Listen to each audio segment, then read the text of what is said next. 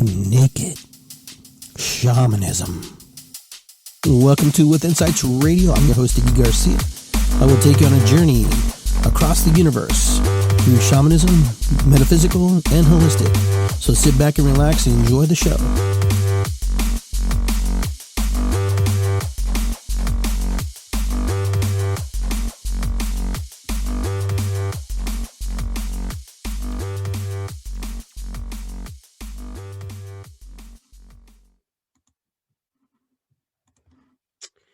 All right, everybody. I want to welcome everybody to Iggy Garcia Live, episode 128.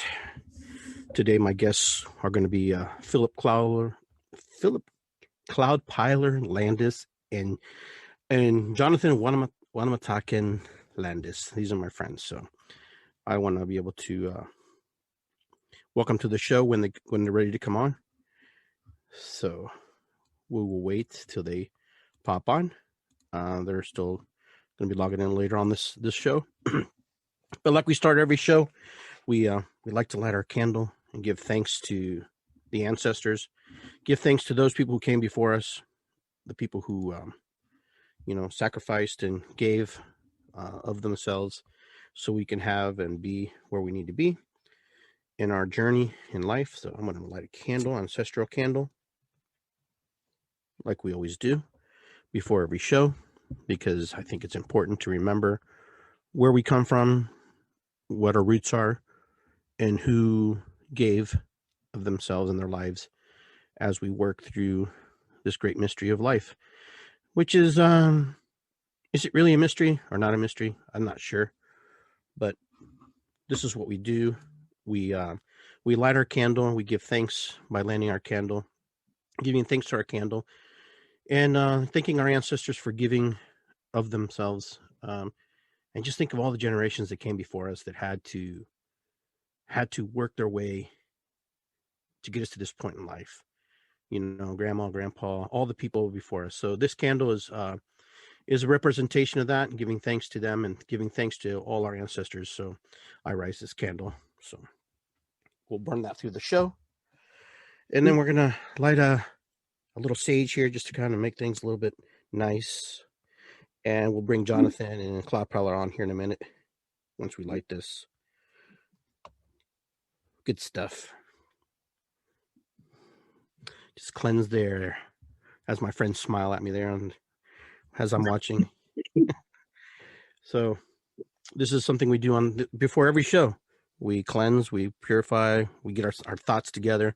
We light a candle giving thanks to our ancestors, because we're here because of them and all the fornication they did to them. So. Now. Well, welcome everybody to Iggy Garcia Live on the With Insights Radio.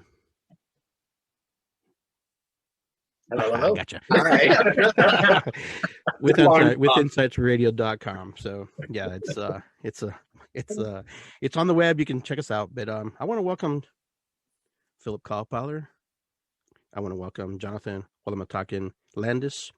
These are very good friends of mine. This is my family. They're part of the Nemenha. They are the Nemenha. They're here to share today with you, and just share whatever's on their mind, whatever's going on. And we'll also open up the lines for those of you who want to ask questions, if you are up to do that tonight. So it's good to see you guys. Hey, it's good to be here. It's good for us to be here. Yeah. A lot of people don't know where that saying came from. Came from the sweat lodge. We know where it comes from for us. So. Right. Yeah. Well, I changed it a little bit, but that is Midwestern. So how are you guys? How are you? It's so old that we don't know if we're getting it right anyway. So you can say it any way you want to. Yeah, it gets to the point. It makes everybody happy. It's like OHIO, Ohio. OHIO. Has that same feeling. It opens up the universe and boom, there we are. Yeah. Blah blah blah. So how's it going, gentlemen? It's cold. Yes. Cold. Well, at least you got power. It looks like you got some power. Yeah, there's the roving blackouts now. We haven't had any in our area, but down a little south of us, they've had power outages.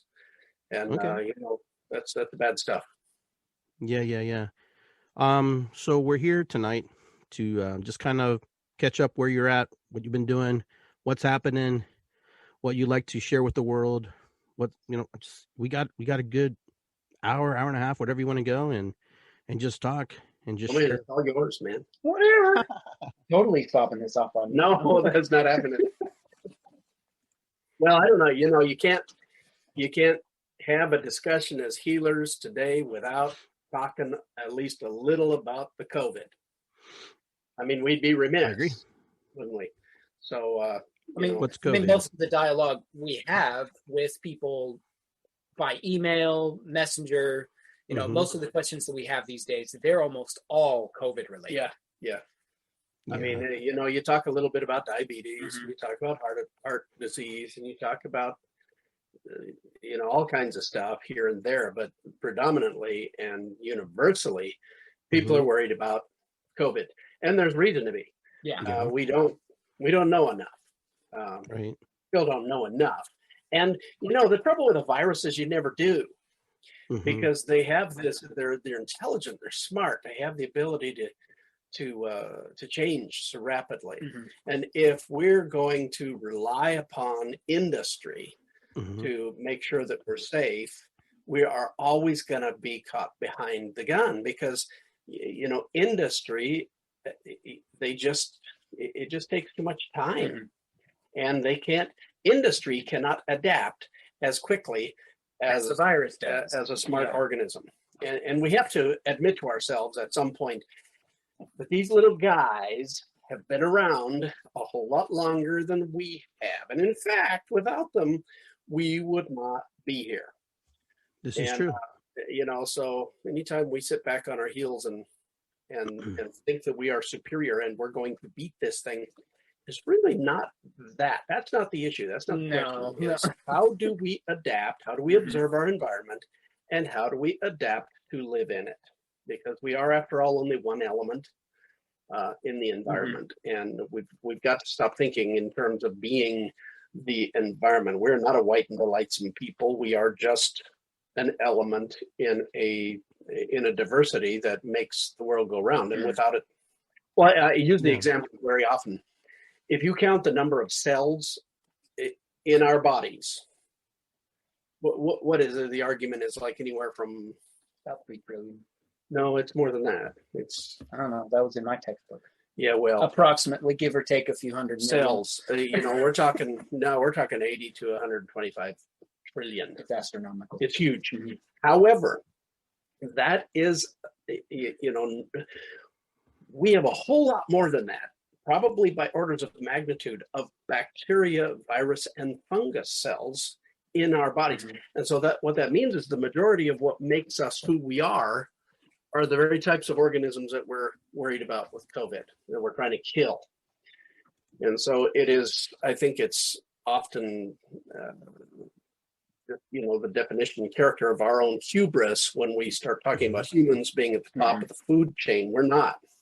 We're the compost heap in this food chain. We're as much a biome as the biome in which we live. Yeah. Is the crucial element there. Yeah, the more I make compost for the garden, the more I understand my own body. Yeah. So it's probably good to eat compost then. Oh, yeah. Oh, yeah.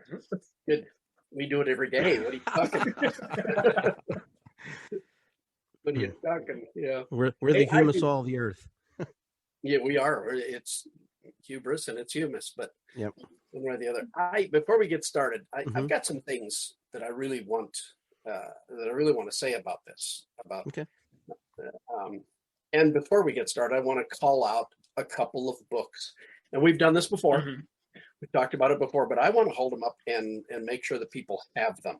If that's okay. Is that allowed? That's allowed, isn't it? That is allowed, and we're also streaming live on Facebook. So if you want to go on there too, you can actually type it in. Okay. Just make sure you turn your volume down.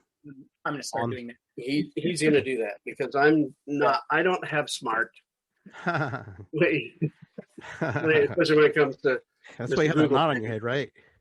Yeah. Another story. We won't get into that, folks. I'm going to hold up the book, and I think it's really, I just am imperative.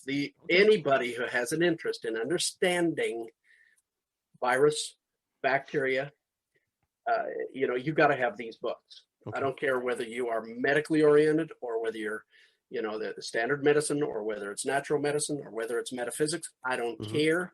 You got to have these books. You got to read them and you got to understand. So here we go. Call out. Okay. The author is Stephen Herod Buhner. And I'm going to hold it up. I hope can you see it? Yes, I can see it. The Herbal Antivirals. I have that book. Yeah. Buy this book. Everybody, buy this book. Okay. I'm adding it to the comment section now. Next book. No, going to hold up this one. If you buy the other one, buy this book. Okay? All right. He's adding it. Going to be there. Stephen Herod Buhner. They are complimentary books. Okay. The one right now that we're getting the most use out of is the antivirals book. Yeah. But look as these viruses change and mutate, no other author addresses that I have read, addresses the how-to of what, how to keep on track, how to keep ahead of this. Nobody else other than Stephen Herod Buhner. And, I hate to say, and I'm delighted to say at the same time, sounds a little schizophrenic, but that's me, not. This guy is a medical professional. Yeah.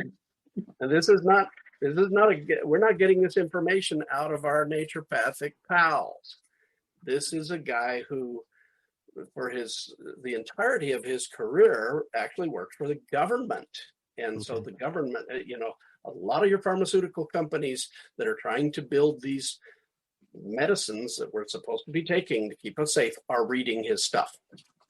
He's off the reservation now. He's classified and characterized by many as the quack of all quacks and kook of all kooks, but you cannot deny this guy's background and this guy's knowledge. And nobody teaches us better. I can use all kinds of language from my ancestors, but nobody in our time, in our culture, in our language teaches us better what to do, what to understand, and what to do than this guy. Plus, his bibliography is extensive, all of which you can check and track and verify. He's not just pulling this information out of the ether. He's using genuine research compiled over decades of experience. Yeah, I want to actually show that. See if we can do this. It doesn't work, right? It has to work. Can you see at the top of the page that there's color? Yeah, I see that, yes. This back portion that doesn't have color, that's the bibliography. Oh, wow. I mean, that's what, and you can check everything. That's amazing. That's cool. It's even bigger in this one.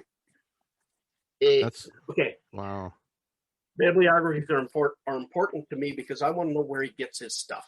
Sure, absolutely. I'm way into mechanism of action, and I want to know where he gets his stuff. And here's the bottom line about this. A lot of there's just a ton of information and emphasis on vaccine. Vaccine at this point, and it's been admitted by all of the smartest people, vaccine will not answer the COVID problem unless more than 70% of people in the United States can get vaccinated for a strain before it mutates. Okay. Now, many of the mutations, some vaccines are built so that they work for a number of different strains, but we're already seeing strains emerge that are showing some problems with the current vaccine. So this is going to be an ongoing problem. We are not going to see the end of COVID. So if we're not going to see the end of COVID, it makes sense for us to know what the heck to do. Right. Has this happened before? Have we successfully done this? Well, yeah. We're here. The biggest cause of death, respiratory death, is pneumonia. Yes. I mean, you go into a hospital. I mean, you hear about this all. My own grandmother had the Spanish flu and then a little over a decade later got the flu again, but died of pneumonia. In all likelihood, the pneumonia that she had, was a SARS type organism. The number one cause of the common cold today killed people in the 1920s. That's what we have to remember. The 3 of the 4 main common cold viruses are SARS. And COVID is a SARS type virus. And SARS as in coronavirus. Coronavirus, yeah. SARS is a specific disease, a specific disorder. But coronavirus, there are quite a few varieties of coronavirus just circulating the globe at any given time. Right. I mean, the coronavirus is responsible for the development of and the evolution of our respiratory tract as it is. Okay. So this SARS type coronavirus, I mean, COVID-19 is only COVID-19 because it came out in 2019. Right. There's tons of them, and they all have, the ability to adapt, adjust, mutate. One of the reasons that the common cold is just a common cold for most people is that over the course of time, it happened to mutate and attenuate. It actually became less and less and less infectious and dangerous. Doesn't have to go that way, not necessarily. At the present, for example, the variant coming out of South Africa is more infectious and more dangerous. And they're actually also seeing that it is tending to be more resistant to vaccine. Yeah. The vaccines that are available now. So again, the vaccine work must go on. If the vaccines are not in the next several years going to deliver herd immunity, like the common cold, then what do? We must concentrate on therapeutics. Okay. And this is where, for us natural healers, this is where Stephen Herod Buhner has come in to save our day. He wrote these back in 2012? It's a while ago, yeah. Yeah, the first copyright was... I don't remember.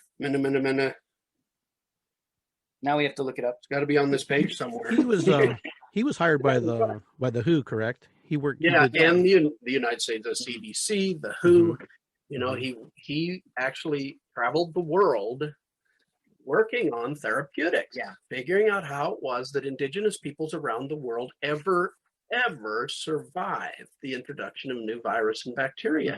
Interesting. 2013. He wrote it he compiled it in 2012, copyrighted it in 2013. So this is way ahead of the game. Way ahead of the game. Now, when you look at all of the pharmaceutical companies that are working on therapeutics, in other words, to help treat this virus so that if you get it, you don't die from it, all of them are focusing on exactly what Buhner told us to focus on, except that he did it with herbs. Okay. Now, we took that in stride as practitioners a couple of years ago, several years ago. We have followed his instructions, understanding now our ancestors a little bit better. Right. And we believe we've actually had the COVID in our household. And we have been helping others that we know have had the COVID, and they're able to come through it. And these are elderly. These are people with comorbid conditions like heart malformation. I mean, that's a pretty bad, serious one. Yeah.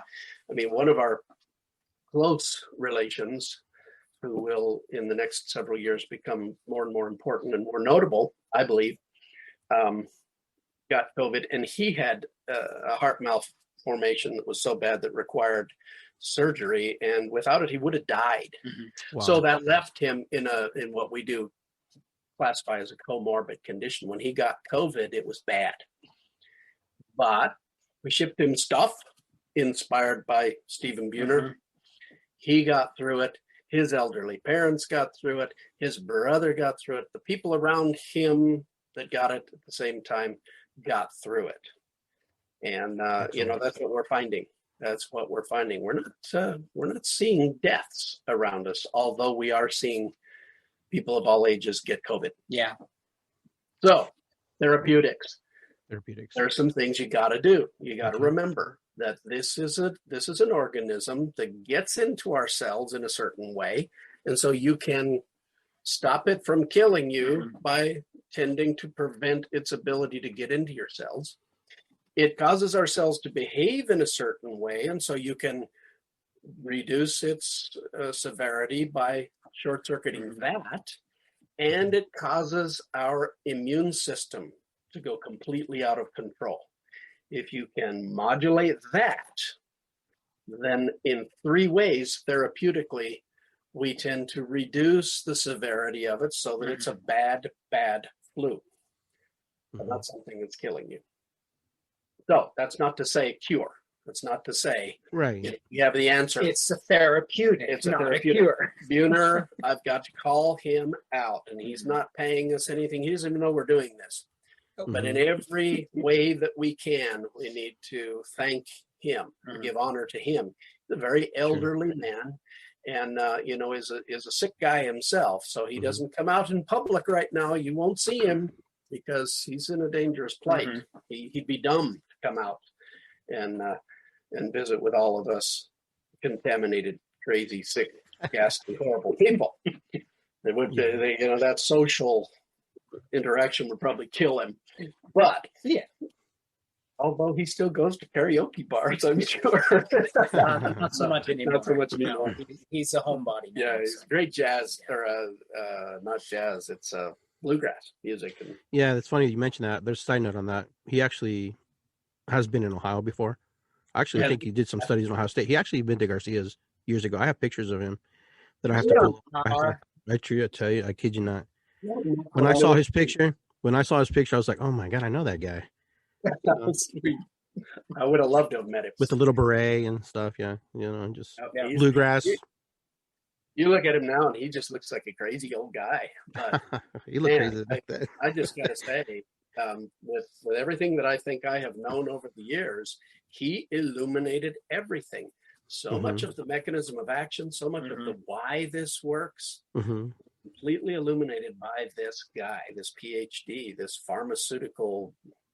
He was an animal of the pharmaceutical industry for 3/4 of his career. Yeah. His approach was not to educate us on what's good for what. Right. His approach was to educate us on the effectiveness, the mechanisms of action, what needs to be done in order to stop the infection. That's a distinction that I feel needs to be made, especially with regard to home style herbalists, amateur herbalists, even some of the master herbalists that we've dealt with over the years. They very often the default is, well, let's pull out the books and read what's good for colds and flu and virus. And not all antivirals are equal. Many combinations of herbs are great for the flu, but do not affect Epstein-Barr. Right. And there are lots of viruses that work this way. So to have a text that so very specifically concentrates on the major viruses, but educates us on the how, not just the what to use, but the how to use it and why to use it, it sort of restores the old mentality, right, in naturopathy and herbalism that has been systematically lost over the years. Well, and a good example of that is you talk to any herbalist out there, and master herbalist, whatever you want to call them, trained by the schools, and you ask them about virus and the flu or SARS or COVID or whatever, and they're going to say, oh, well, elderberry is good for that. They cannot tell you how or why, and they'll give you the berry. They will give you the refined juice of the elderberry, and Buhner explains why that's not going to work for you. He explains why we use the herb, the aerial leaf parts, and the bark, the root stem, to a certain degree, to a very limited degree, the the bark, the stem, and the juice and the skin of the berry, and why, and how to prepare it safely. That's the thing. And the answer that you will get from herbalists is, oh, that part of the plant is poisonous. You can't take that part of the plant. Buhner explains to us why that's a bunch of garbage, because he teaches us how to properly extract it and why our ancestors didn't just up and die and why people aren't dying from elderberry. Okay. That's what he does. And that's why his stuff is so laudable, so recommendable. And that's why I think it really got my attention on therapeutics over everything else. I mean, when you listen to the commentary of the smartest people in the medical profession, their concentration is on vaccine. But they are the first to tell you that in all likelihood, we're not going to see the end of this for a long, long time. Well, if we have 5 different vaccines coming out now, why will we not see the end of it for a long, long time? Why do we have to have 90% of Americans vaccinated before we see the end of COVID? That doesn't make any sense. And it is because they are calculating, they're doing the mathematics of the mutations in their heads while they tell us to get the vaccine. It's the best they can do, and I feel for them. I really do. But, we sit here in Missouri where, because we are low on the totem pole, we will not even have the vaccine available to us until the last people on the list get it. I have comorbidity. I have a heart condition and high blood pressure, and I've gained some weight. So technically I'm obese. But even our healthcare workers, they're going to be, because it's Missouri, our healthcare workers will be last on the list. Many of them won't see it till the end of April. Yeah. They won't see a vaccine till the end of April. I mean, when you go to Kansas City, I just read this yesterday. Kansas City, Kansas is now vaccinating their healthcare professionals and their teachers dramatically. Their teachers their whole pool of teachers will be vaccinated probably by the middle of March.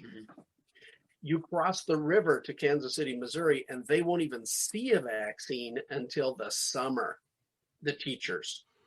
What's the difference? The difference is Missouri and Kansas. The river. Well, let me ask you a question. So it's in the water. Yeah, the water. So a lot of people aren't going to get the vaccine from now on, from this point. And a lot of us have lived this long and not been affected also since last March to this point. You and I, the 3 of us, are still here. Unfortunately, because, it's just the way it is. So is it possible that people have created antibodies? Is it possible that maybe by the time the vaccine comes to Missouri, maybe it's more effective? They've figured out more things for it to make it work better, or is it just going to be the same formula the whole time? It's the same formula. Yeah, they're trying to mass produce it as quickly as possible. So they will use the tested formula, the lab confirmed formula, as long as they can as long as they can sell the stupid thing, as long as they can distribute the stupid thing, because to shift the formula, to adjust it for a new variant of COVID will require as long as it took to develop the original injection, the original formula. And cost as much. Did as much. Yeah. So this vaccine is not really necessarily a cure for it. It's more like something to what? How would you describe this vaccine? It's a vaccine. There isn't no vaccine on the planet is a cure for anything ever. And it's not really presented as a cure. Right. It is the best that a government can do, but it is not the best that individuals can do. Right. We've had COVID go through the house. We didn't die from it because I think, and I have to qualify that.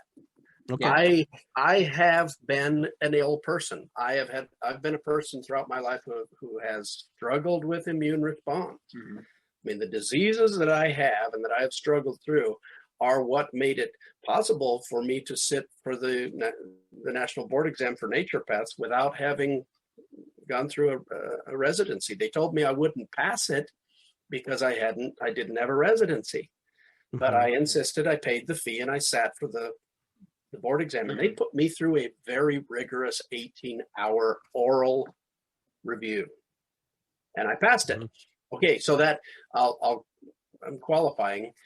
The only reason that I could do that is because of the diseases that I've actually suffered and the experience that I've had in a broad range, a diversity of bad things that happen to our bodies. Sure. I'm the kind of person that would have been a shoo-in for hospitalization. And I have to tell you, I don't feel that I have been sicker in my life ever than that thing that I got late March, early April. I don't know exactly what it was because we didn't even have testing in the state of Missouri at this time. And I can't even really qualify for a test now. But I have not been sicker in my life than that. I can say that frightened me more than anything has ever frightened me. And here we sit. In all likelihood, we all are building, those of us who have been ill, the vast majority of us do not have hospitalization symptoms. We build antibodies. And because we build antibodies, these viruses are alive and they're awake and they're intelligent and they are constantly changing. They're constantly adapting because they can. They deal in numbers that would take 1 million years for humans to deal with. If we were to actually get, let's say the loss of our little finger was for some reason evolutionarily important. It is shrinking. It's shrinking, but it takes us millions of years to lose our little finger, or for our eye teeth to become less sharp.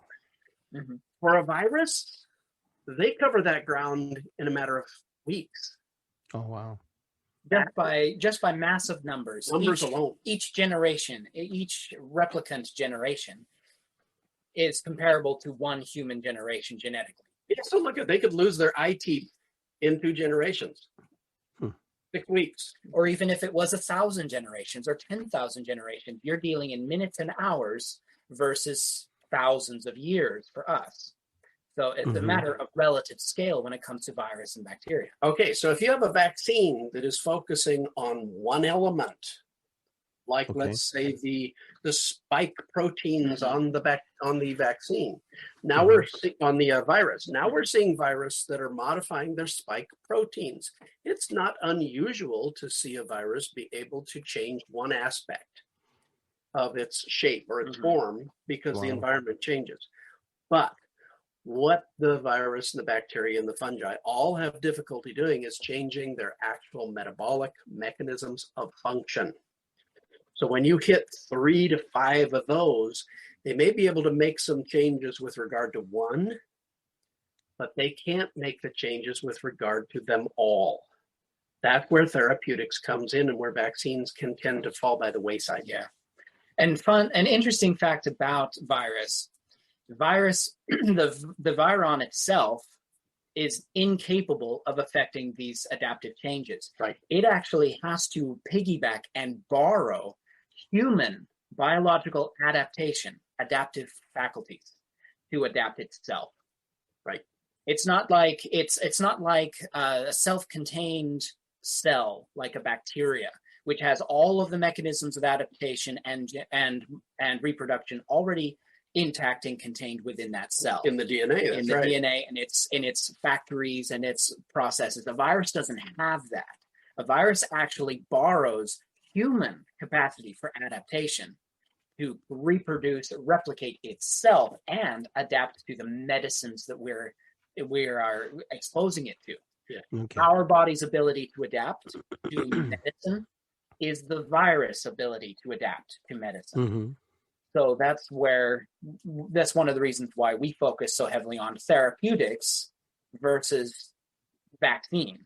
Yeah. Okay. Because as Cloudpiler stated, you can't keep up with the variants. You will never keep up with the variations because they can't keep up with the human body's ability to adapt to these variants. Right. So our body will adapt quicker, faster, as long as you give it the therapeutics to do so. So basically what you're telling me is that these things are very intelligent, but you're kind of like, if you throw them a whole bunch of stuff to study and look at, they have a hard time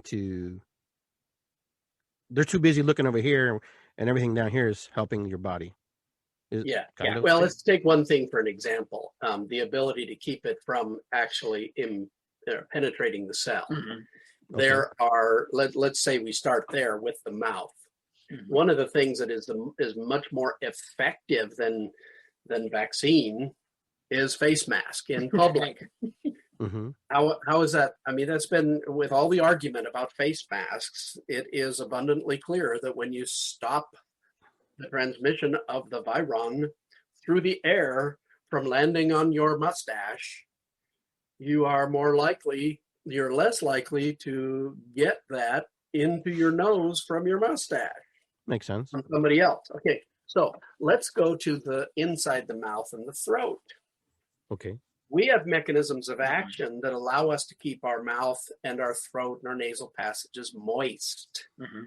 The viron utilizes those mechanisms of action, the mucous membranes, but it kind of hitchhikes on it to transmit it down lower into the respiratory system. Mm-hmm. So rather than trying to, focus on one thing that seeks out the virus and kills it, like the vaccine, that's essentially what the vaccine is trying to do, is build the specific antibodies that kill the offending agent.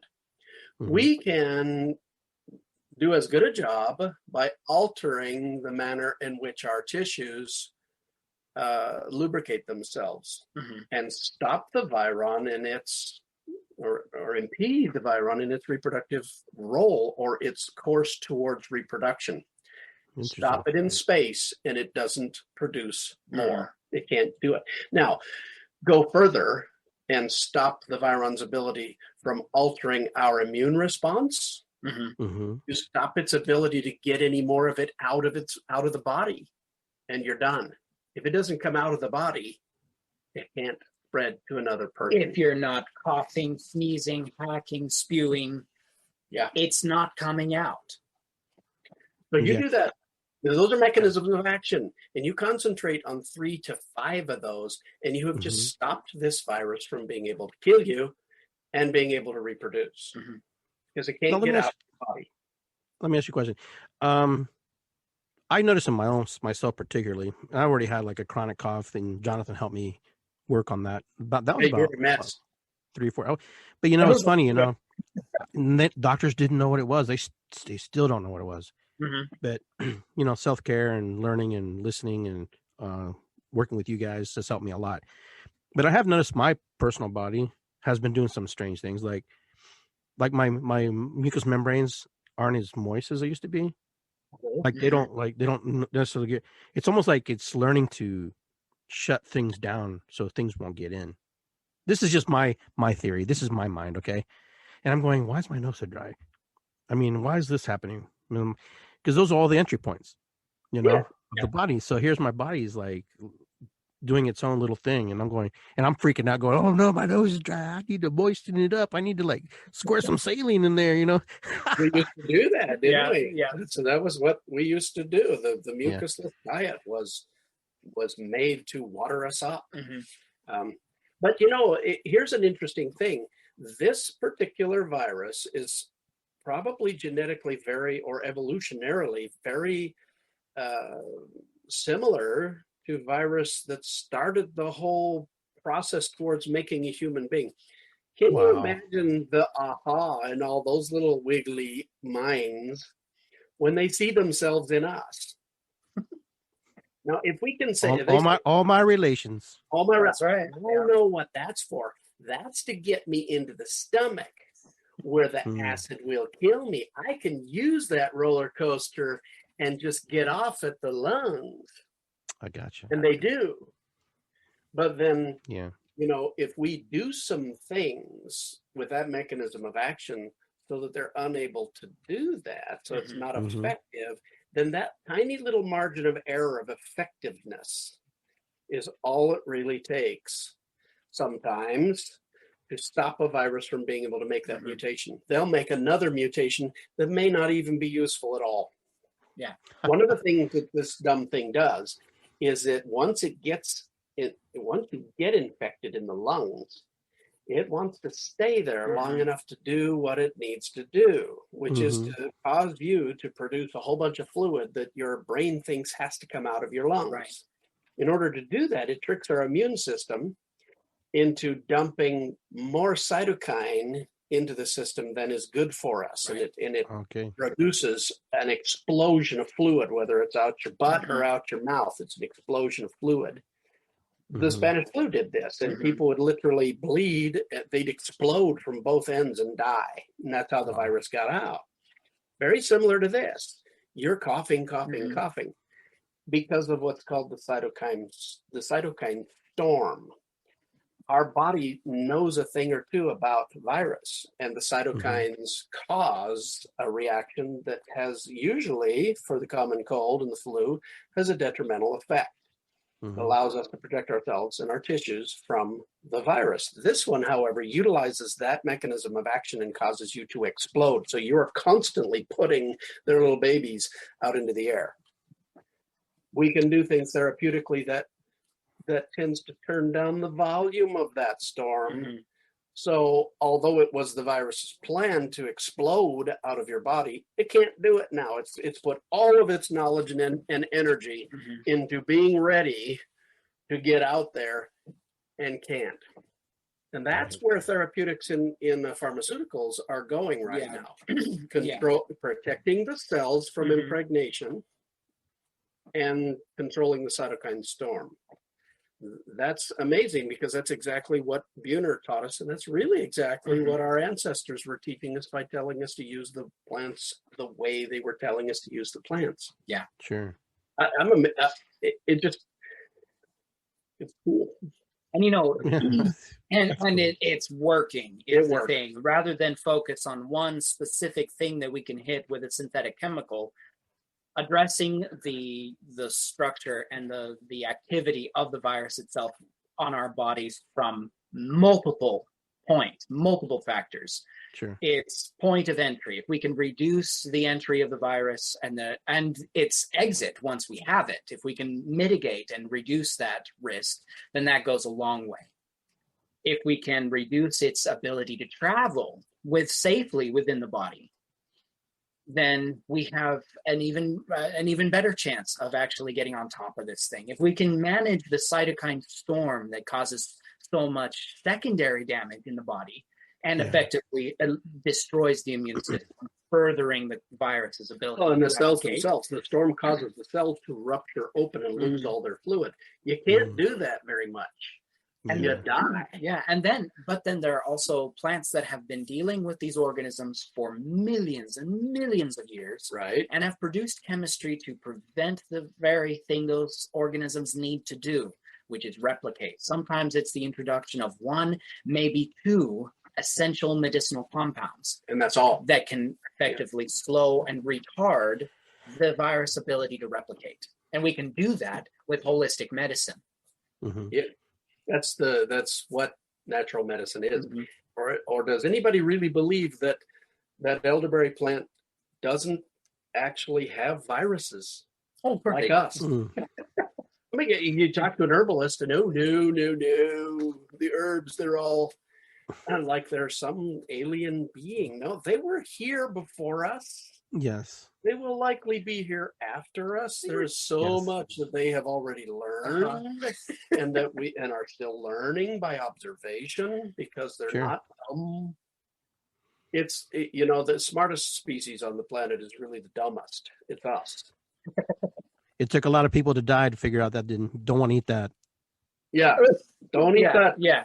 Don't eat. Yeah. I had a conversation, and I'm not going to say the substance, but I've had several conversations with people who eat a substance and then and they ask me, well, why does it do that? Well, let's take it out of the substance that you ate and let's go to where the substance grows. Yeah. And why you would expect, that it would develop the substance, to evolve with the substance. It was because there were deer and antelope and other ungulates who ate this plant.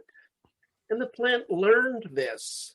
And over time, probably through an interaction and association with virus and bacteria, designed a substance that caused the deer to pass out and to have visions. Now, a deer needs to be moving.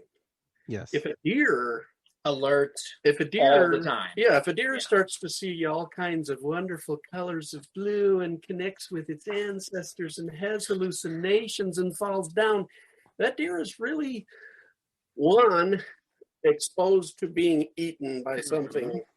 Yes. And two, if it isn't eaten and comes out of this wonderful transformative experience, is less likely to eat that plant again, isn't it?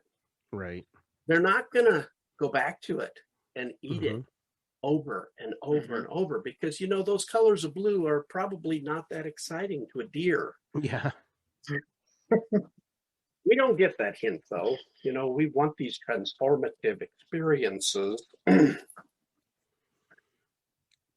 That's, it's a good example of how plants are a whole lot more observant than we give them credit for. Oh, and very, very intelligent.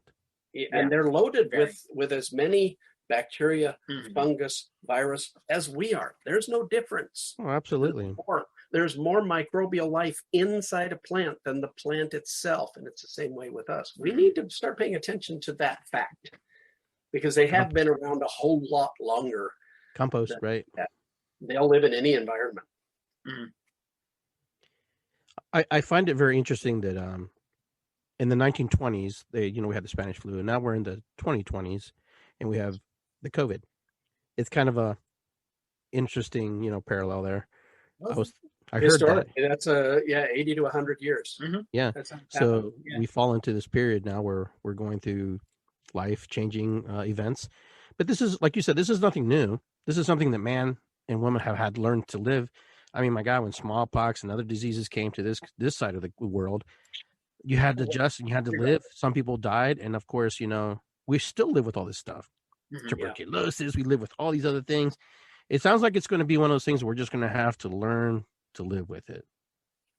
And our culture makes that difficult, because we have put a lot of professions on a pedestal. Yes. We have really canonized a lot of things about our culture.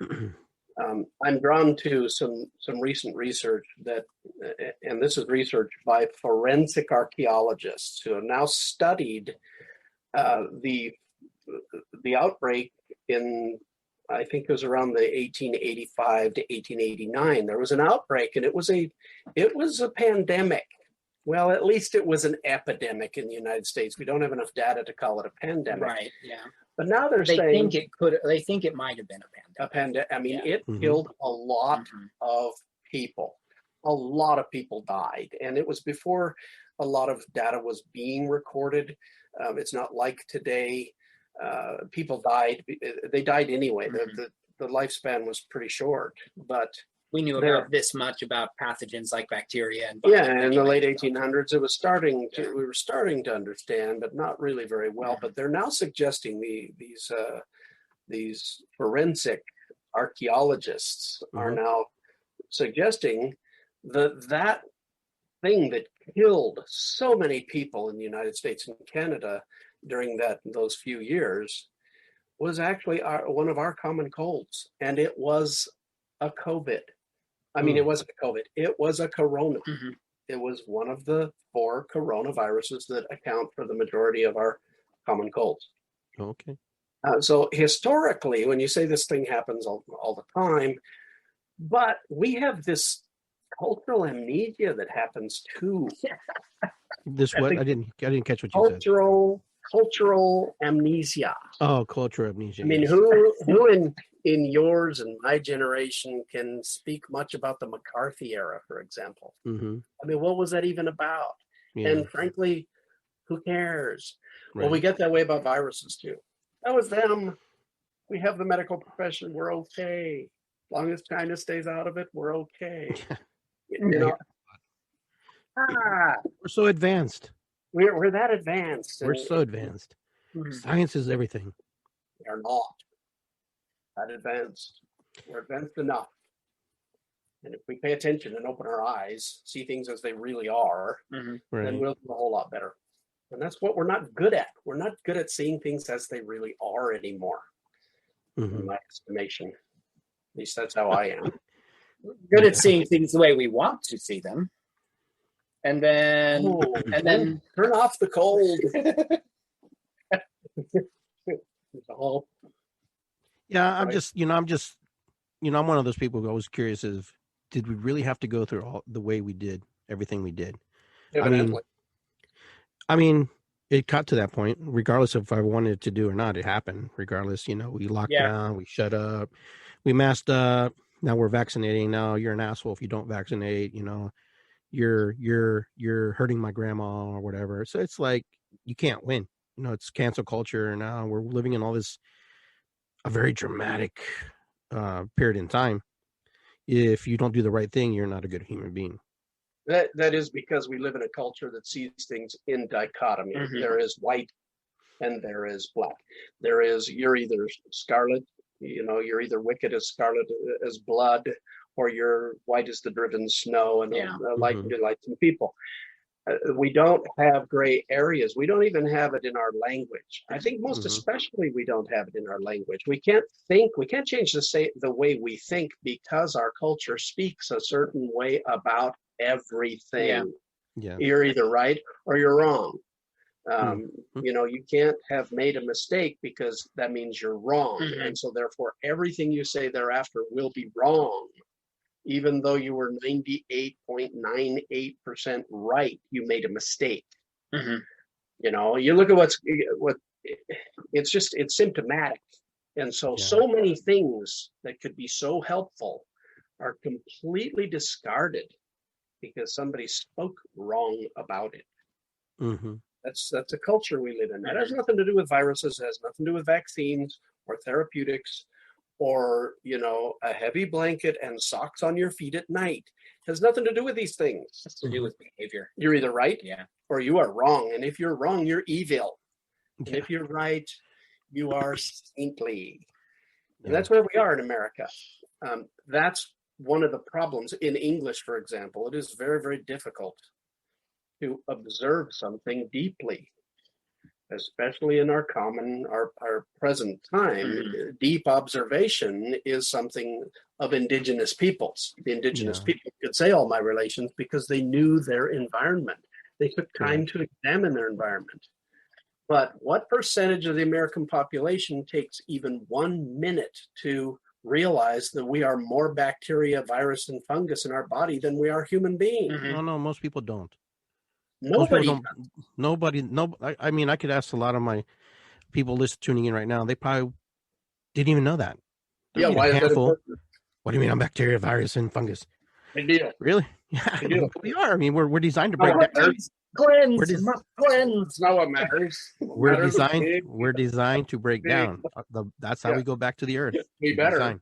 Better. And it's how we stay. It's not just how we decompose and go back to the earth.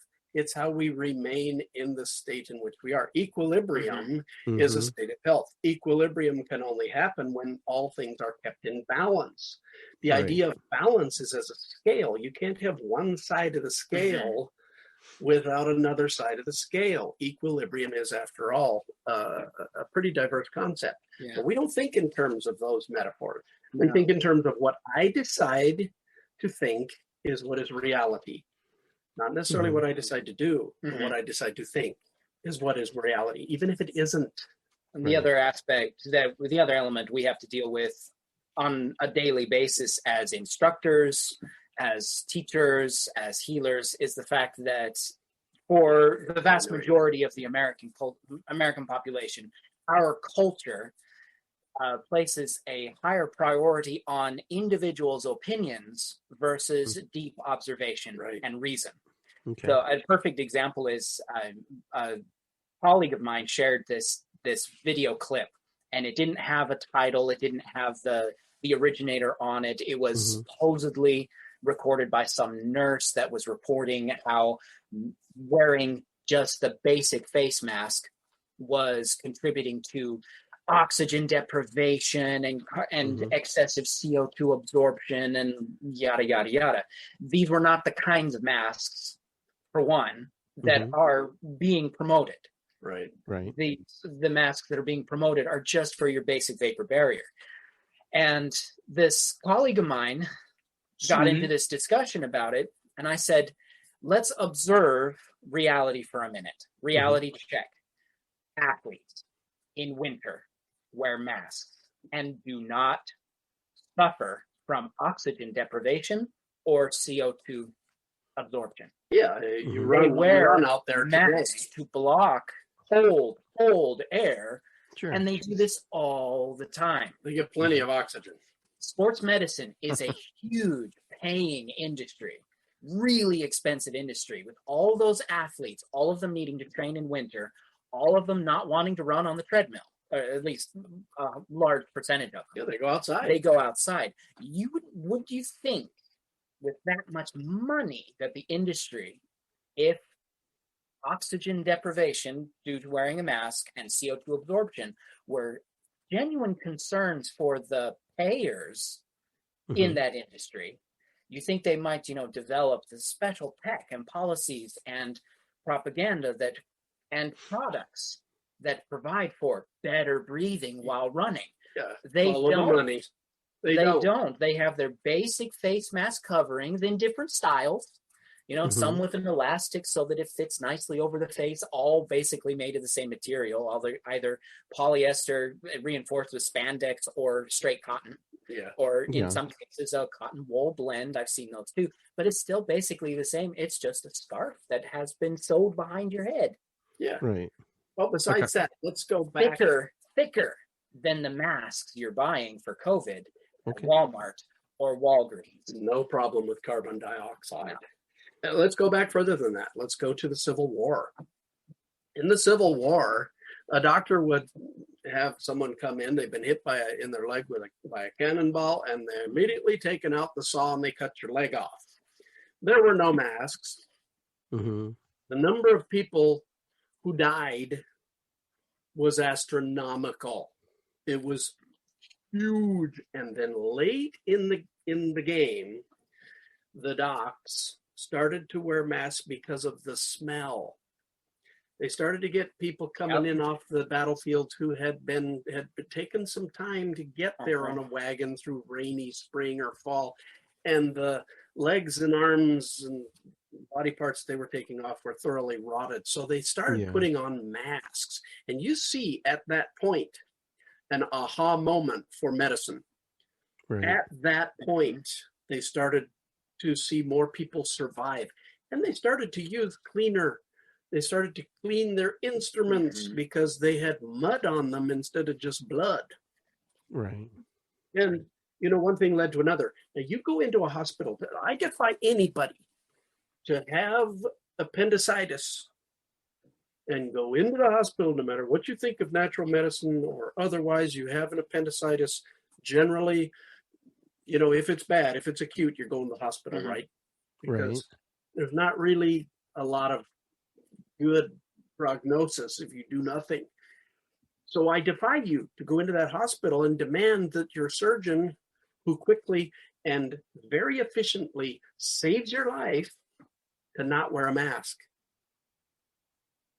I don't want you to wear a mask because I don't want your brain to be affected by the reduced carbon dioxide so that you make a bad judgment error. No, that ain't happening. You want them to wear masks. You want them to wear gloves. You want them to use sterile process. Sure. How long has that gone on? You see, there again, we take a comment made by a supposedly nurse. An opinion that this is going to cause you to be taking in more carbon, not to be able to get the carbon dioxide out of your body. It's a bad thing. And it goes viral and becomes gospel. Becomes medical scripture. There again, there's your cultural dichotomy. You're either evil or you're saintly. Right. And that's where we're at. And it makes it hard. Makes it hard for everybody. Yeah. Makes it hard in your kitchen. Makes it hard in your hospital. Makes it hard over Zoom with a student. Yeah. Hey, where's your mask? No, the funny thing is, I wear mine when I'm out and about. That's so do we. Yeah. There's no, I don't take any chances with that because half the people and we live together, so we don't wear masks with each other. They don't even. That's the point.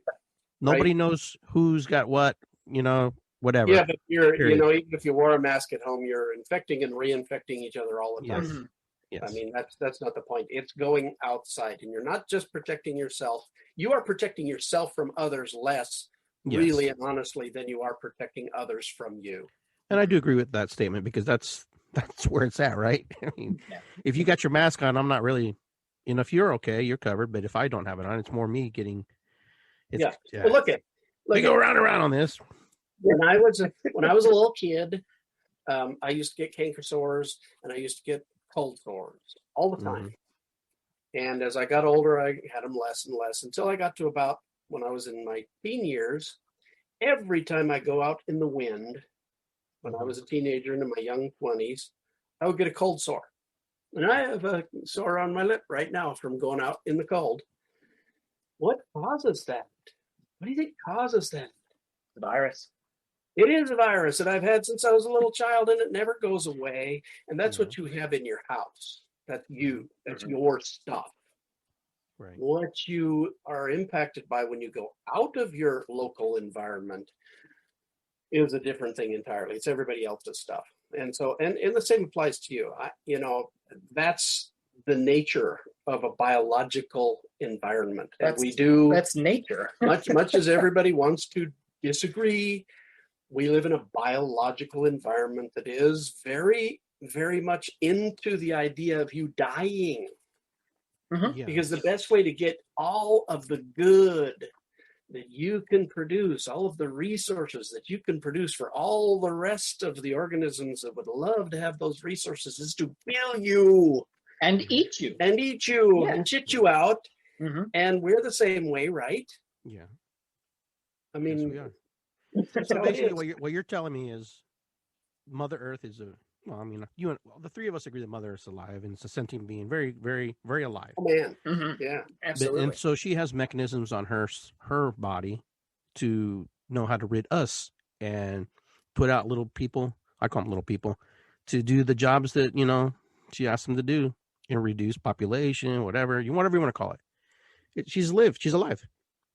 Yeah. And regardless if it was made in a lab and someone dumped it out, regardless, she takes over and says, "Hey, thank you. I'm going to use this, and I'm just going to thin the herd, man." Yeah, that's another one that pops up a lot, especially in my circles. It's like, well, this was engineered in Wuhan province, and I'm like, so what? It doesn't matter at this point. What difference does that? Do you know that it was probably engineered? If it's discovered that it was engineered in Wuhan province, it is very likely American grant funding that paid for the research that created that virus so that other viruses could be studied.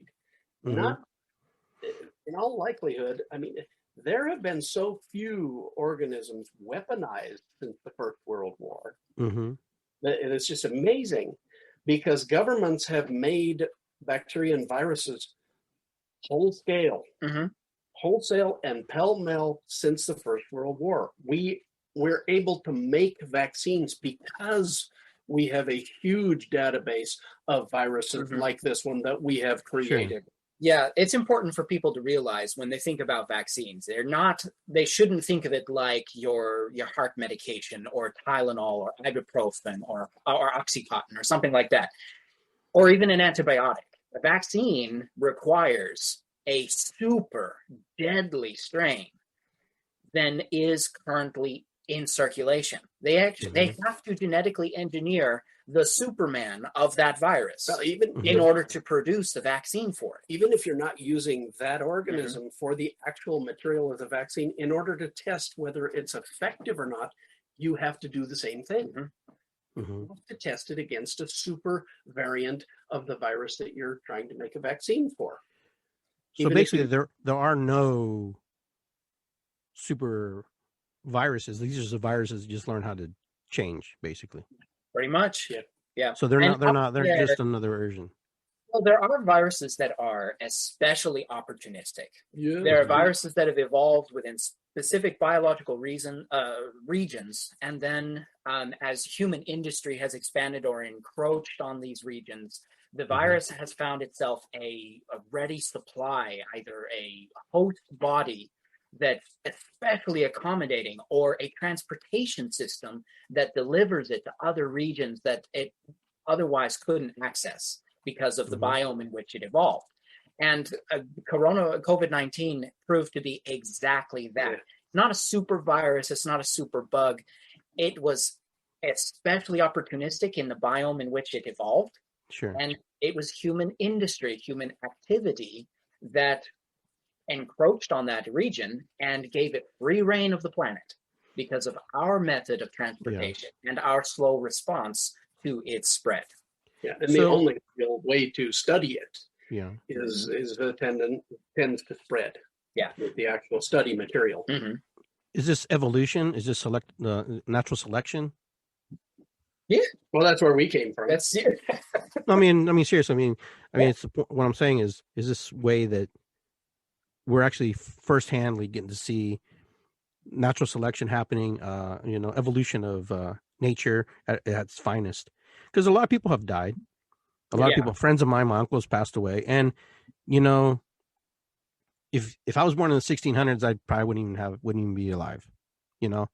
Science has brought us to too old. I'd be too old, but you know what I'm saying. If I was born in that time, but here we live in this time. You start to realize, well, maybe Mother Nature's kind of cleaning the slate a little bit. Some people who don't have this immunity or don't have this or have that.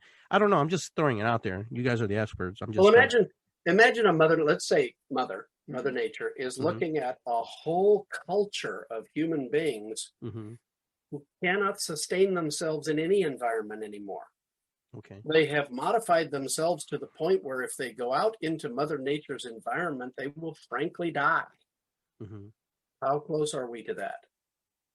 We must, as an organism, create artificial environments in which to live. Right. Very few of this variant that we call ourselves right now could live in its original natural environment. I mean, you look at the reality. I couldn't. Yeah, reality television. the reality TV show Alone. Yeah. What's the reason that they stop the show? Because you'll die. The contestants are dying. Yeah. We're going to send you home. She wins because we would have sent her home tomorrow, but we couldn't get the helicopter to her. Yeah. We can't live out there anymore, and yet our ancestors did just exactly that. Many people still do, but we live in a culture that is this close to driving some of the mechanisms of action upon which our entire food supply depends over the edge. See, that's just one thing. We're that close.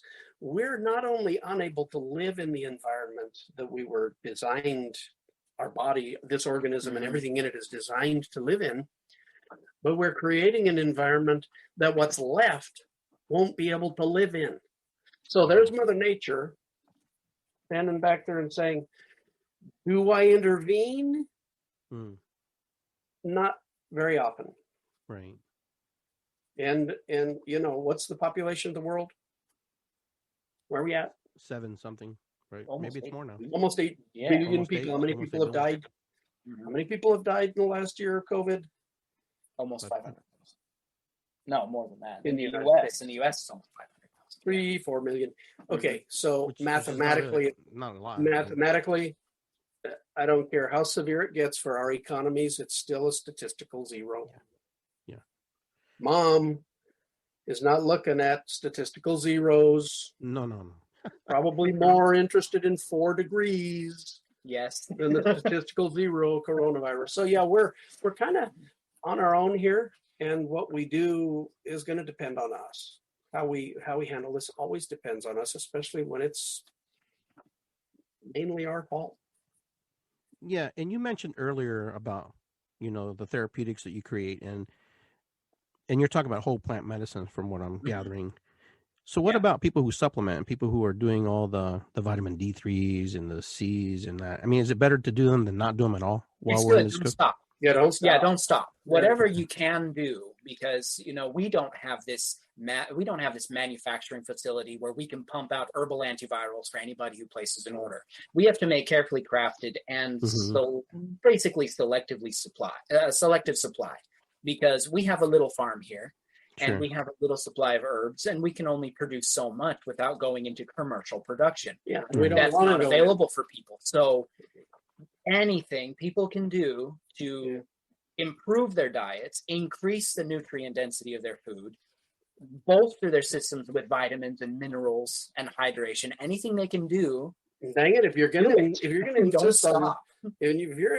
insist on never seeing the sun, take vitamin D. That's right. Yeah, okay. Yeah. I mean, our immune system requires it, our bones require it, our muscles require it, our brain requires it, and we're just not getting enough of it. Yeah. And there's good statistical evidence that some of these things are really showing, improvement in the course of the disease. If what you do, let's see, how did W. Clement Stone say it? Now let's go to insurance sales. If there's nothing to lose and everything to gain by trying, by all means, try. Right. Okay.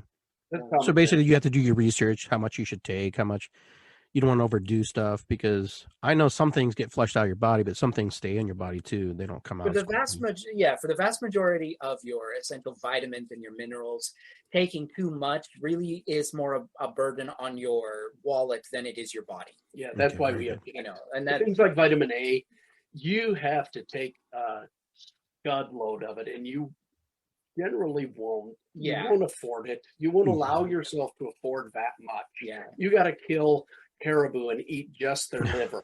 Yeah. Now, the same cannot be said for herbs. Right.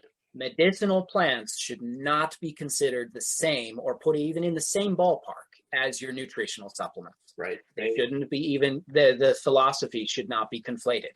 Medicinal herbs, if used incorrectly, have the potential to do tremendous harm, even well-intended. Right. And that's something that I was taught. Yeah. I was taught that it didn't matter how many herbs you take, they're all safe. So take as much as you want. That is, dare I say, bullshit. You said it. I dare and I did, and I do. It's bogus. And I blame tradition. I blame culture. I blame that dichotomy that we talked about. Sure. And I blame the allergy, especially that Americans have to observe their environment. I mean, we literally, as a culture, get hives when somebody asks us to actually do more than read 125 words about or characters about something. What's the limit now on Twitter? I don't have. I don't know. I don't care. I mean, people break up in hives if you're writing. Don't write me a book. Just tell me the answer. Just text me yes or no. Damn it.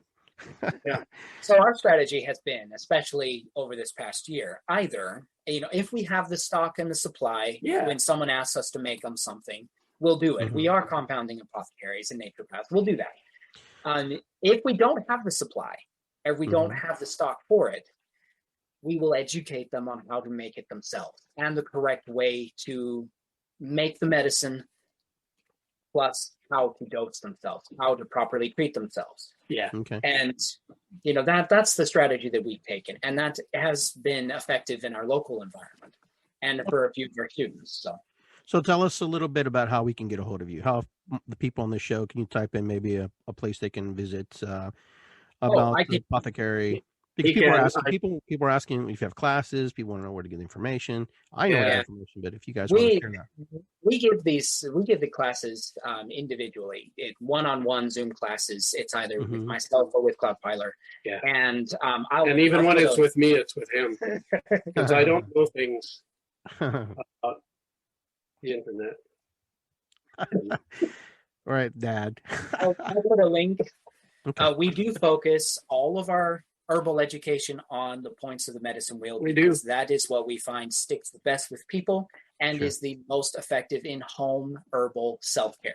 Yep. You get into really advanced herbology, you get into advanced chemistry, and most people have neither the funds or the time to delve into herbology to that extent. So breaking it down for them on a very practical, cover your bases sort of platform is what we like to do. You can, it's really hard for people when you break it down that way. There's no way that any household, if they follow the medicine wheel, will not have a broad range of medicines to treat themselves for everyday stuff. They're going to be much more prepared than had they continued to do nothing but wait for the vaccine. Yeah. Seldom are they going to run into something, unless it's super specific, that they can't at least improve the condition or improve the situation. Yeah, see, that's what we're seeing with people who are getting the sickest. They're waiting for the vaccine, they're waiting for the drug, or they're very old, manage the system, or they're very old, or they're sick already. And we're sitting here going like, no, we know this attacks the respiratory system. We know this attacks the immune system. We know this attacks the circulatory system. It's flu season. It's flu season. Get on too. it. Yeah. There's a number of things that can be done. Get on it. You don't have to be sick. Don't wait till you're sick. So that's where that's what we want to educate people on. Yeah. We can't cure the disease, but we can sure bolster the biome that has to handle it if it comes. Yeah. True or not true? Can the flu and the COVID live inside your body at the same time? Absolutely, yes. I've heard certain stories. I've heard where they're twin. They call it twin-demic, where they sometimes the other one doesn't enter the body because the other one's already there. But then as soon as you leave, it might go there. Oh no, it doesn't matter. No, they are different. They are different organisms. They operate independent of each other. They very often become secondary infections to the other. Yeah, well, for one thing, and that is when you say the flu, what are you talking about? Which one? Which 10,000 of them are you talking about? Influenza. Yeah. So see, that's my point. That was my whole point right there. There's so many influenzas out there that it's just we have to learn to live with the sun in the middle, You got to learn to live. Yeah, you got to learn to live again. Don't cower in fear. Get on it. It's again, I have to say, it's not what we think about a thing; it's what we do about it that will preserve. That's true. And that's also the difference between latching on to a person's opinion about something as opposed to deep observation of the history of a thing. We've seen coronavirus before. Rather than latching on to someone's opinion about whether it's a big deal or not, let's look at SARS-type coronavirus that has impacted the world before, such as SARS in China and Japan and MERS in the Middle East. These are coronaviruses. Very similar. And they produce very similar symptoms.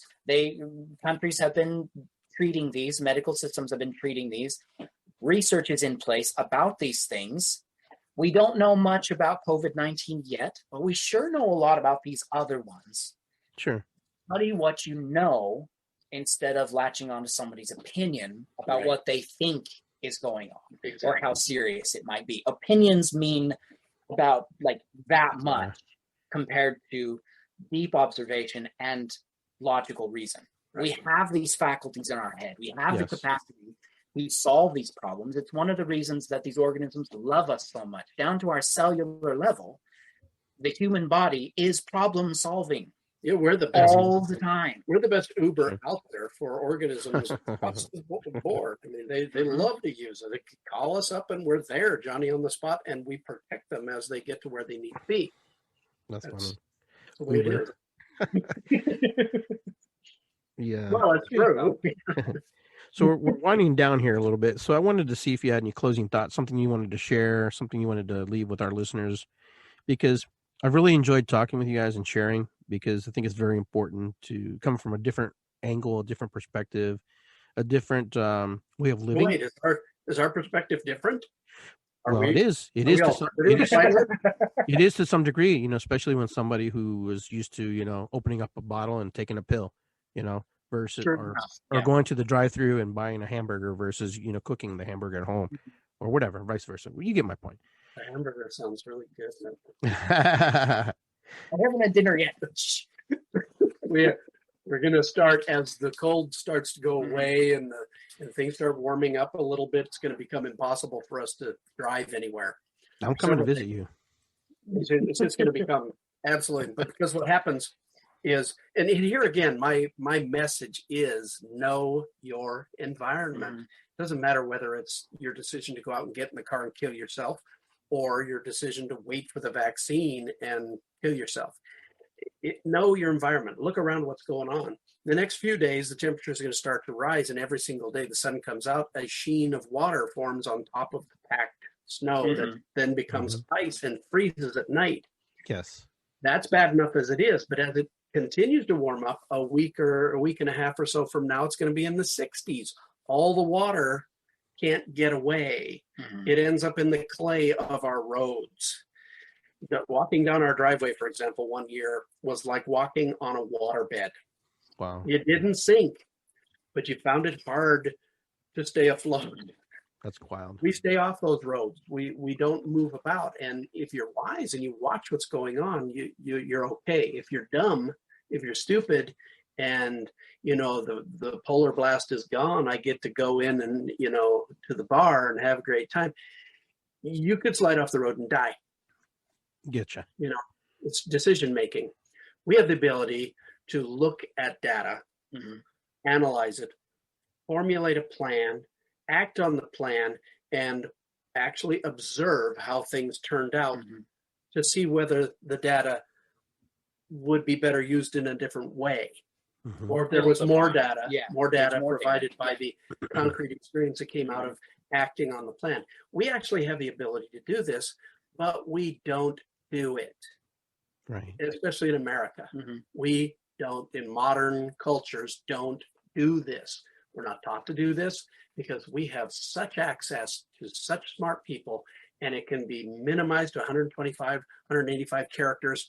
Why should we have to observe anything? Mr. Google Pants tells me everything on the internet. Oh, Google. I do not have to know. I do not have to observe. I do not have to make decisions. But you know what? Yeah, you do. Yeah. You really do. Yeah. The other thing that I would share would be a lesson from the past, from our ancestors. There's a tale way close to the end of their long-running history where the strangers from far away came to the continent. They made their landfall. Diseases swept through the villages and the settlements all the way across the continent. And the lesson that draws me to it every time is the fact that some of the first people in all those villages and settlements who die from these strange alien diseases were the healers. Anybody who's listening or listens hereafter, protect your practitioners. Protect your healers, because they're naturally geared towards taking care of you. Makes sense. Do whatever you can to protect your healers, because by the time white men appeared and saw the settlements and villages, there was nobody in them. Yeah. The healers were gone. The healers died first. And there was no one to care for the people afterward, because healers had become so proficient and so mighty in their craft that there were actually fewer family healers. They were very narrow-sighted too. Sure. And so your communities had a healer or two, and they were well supported by their communities, but all their knowledge base and all their expertise was pretty confined within one or two individuals upon whom everybody else depended. It starts to sound fairly familiar. Yeah. Those people died first to the plagues of measles, mumps, and smallpox. And then there was nobody else with the ancient knowledge. Protect those people who've made it their lives, their livelihoods, to know how to help. Because when worse comes to worse in the community, those are the people who will be able to save lives. Everyone has the power, has the ability to do whatever it takes, suffer a little inconvenience, a little warmth around the face, a little extra washing of hands, extra carbon dioxide. to save the person who may help them, who may save them in the future. Yeah, totally. It was so bad. There is an account that is still in the history, in the written history of the Spanish who came a little ways up the Mississippi River, and they found a settlement. They found a city that looked like it could have been inhabited yesterday. Wow. And they rode their horses four abreast, in their armor and their horses. Their road was so well made that they rode up the avenue four abreast. And they got to the end of it. They saw that there was a great, huge mound temple that had a step, and they went and they found a little village on the step. But that's all they found was maybe 14 little families living on the step of this massive temple type structure made of earth. It's recorded. The priest went up and they worked with the sign language however they could, and they worked for a while to try and figure out what these people were saying. And one of the questions they asked when they started figuring it out, modifying their sign language and all of that, was who built all of this? You know what the answer was? There was nobody here when we got here 100 years ago. I see.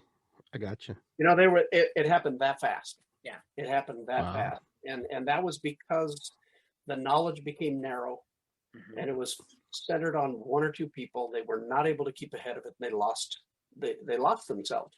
Yeah. By the time they got control, by the time they got to where they actually had things that worked, you had measles all the way to the Rocky Mountains. Yeah. These diseases ran ahead of the white man.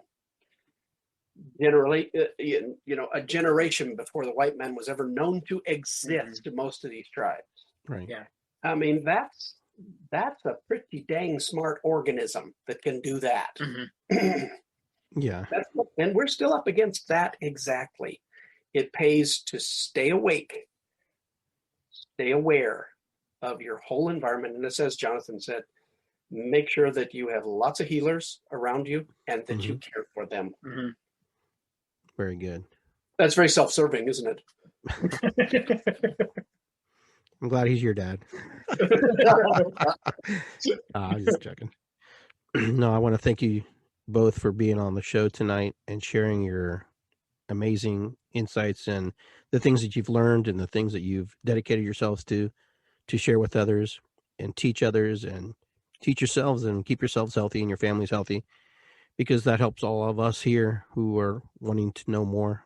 I find that more people are looking for new ways to look at things and to approach life differently versus the old ways that just don't, not really old ways, the modern ways of things that don't really help us as well as we think it does, But yeah, so I'm really grateful for both of you for taking time to be on my show with me.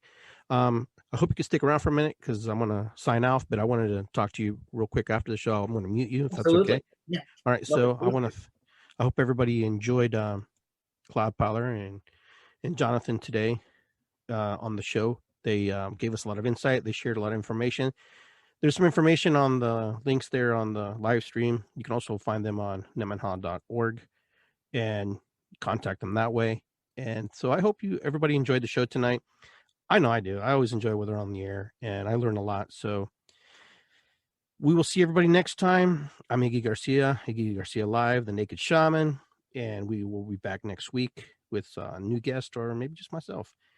And if you have any questions, you can actually reach me at iggygarcia.com as well, and with Insights Radio.